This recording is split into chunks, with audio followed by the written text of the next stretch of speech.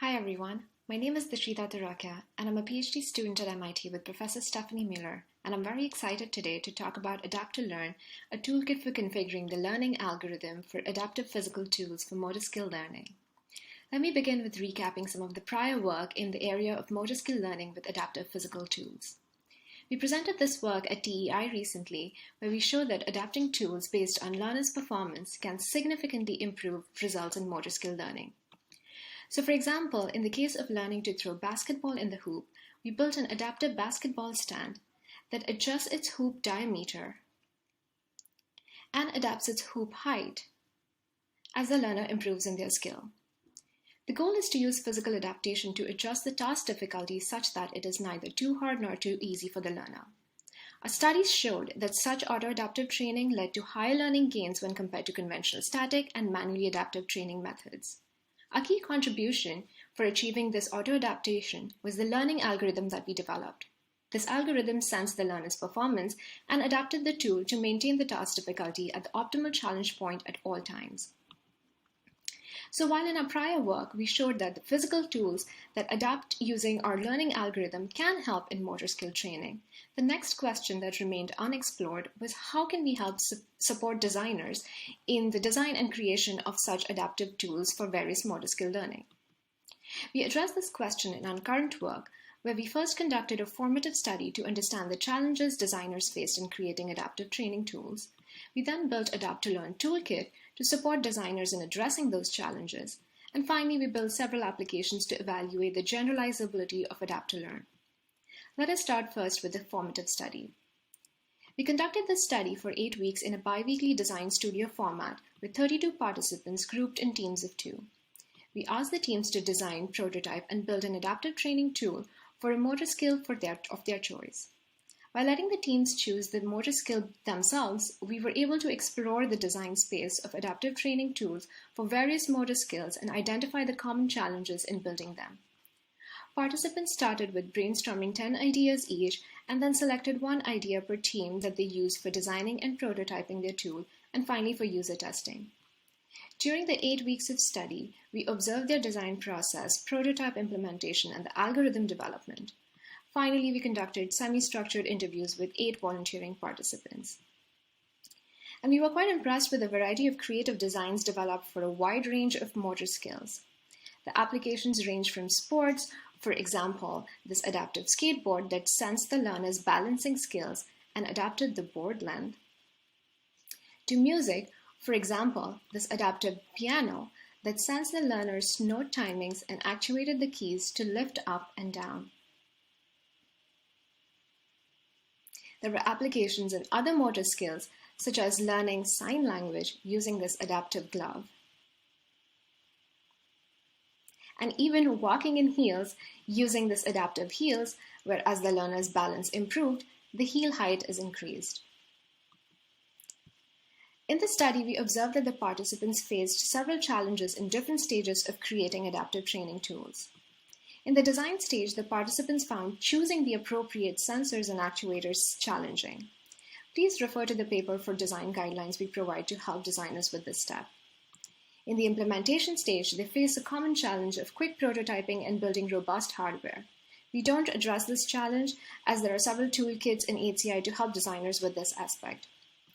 Finally, we observed that the step that several teams found most challenging was the step of creating the learning algorithm.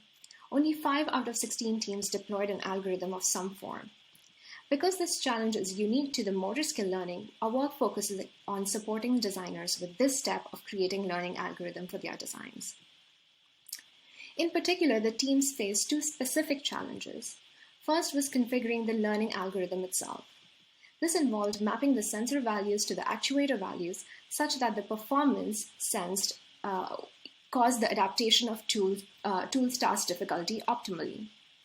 We observed that there was no standard way of developing the learning algorithm, and one of the teams said that the biggest challenge for them was optimizing the learning algorithm, which was quite brute force at the moment. The second challenge was assessing if the algorithm used was working optimally as desired. As another team pointed out, the problem was not knowing if they had come up with an optimal solution. To address these 2 challenges, we built Adapt2Learn Toolkit.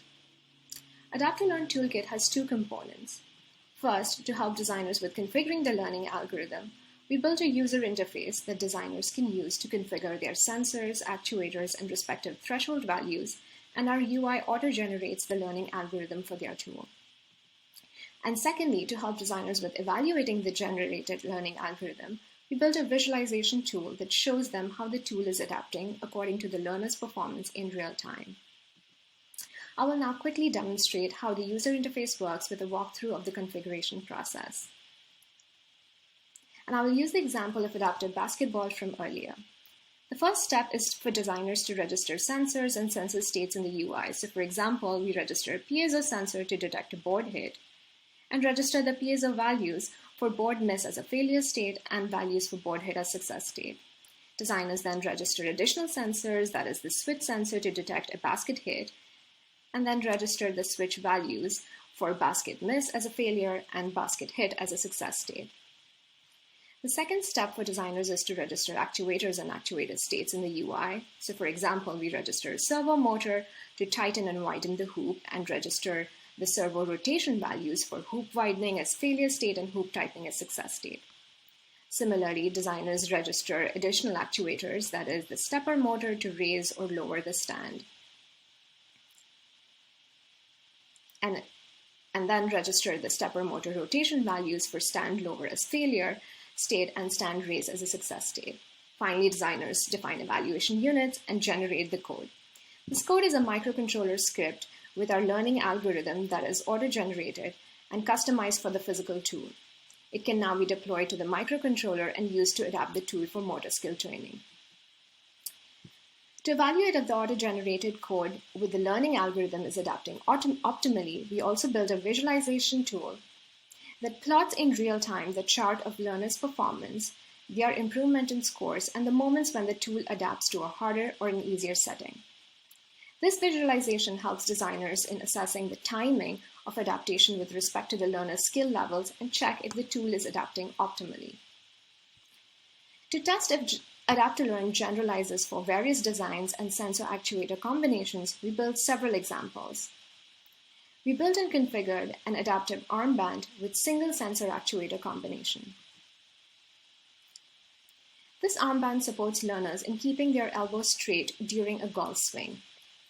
It has a flex sensor to detect if the learner's elbow is straight or bent, and a pneumatic pump that deflates and inflates the armband to restrict bending of the elbow. We built and configured an adaptive Wobble Board with a combination of 2 synchronized sensors and 1 actuator. The Wobble Board has an inflatable cushion that supports learners in learning to balance the board. We mounted 2 ultrasonic sensors on opposite sides of the board to detect if it is stable or wobbling, and a pneumatic pump to deflate or inflate the support cushion that restricts wobbling. We also built and configured an adaptive bike with a combination of 2 synchronized sensors and 2 synchronized actuators. The bike has adaptive training wheels that help the learners with learning to balance the bike. We mounted Hall effect sensor on each of the training wheels to detect how often the training wheel is being used, and mounted stepper motors on those training wheels to lower or raise the wheels based on learners' performance. Please refer to the paper for more details on implementation and additional examples from the user study. In future, we would like to expand the types of sensors and actuators that are supported in our UI, which is currently 8 types of sensors and 4 types of actuators. We would also like to add the functionality of being able to reconfigure the learning algorithm in real time during the training. And finally, we plan to evaluate the usability of Adapt2Learn Toolkit with designers during different phases of their design. In summary, in this work, we highlighted the key challenge in design of adapting tools is deploying the learning algorithm. We showed how Adapt2Learn can support designers in configuring the learning algorithm for their respective designs, and how Adapt2Learn generalizes for various designs and sensor actuator combinations. With this work, we can support designers to further explore the design space of adaptive training tools. And with this, I look forward to the discussion, and I'm happy to take questions. Thank you.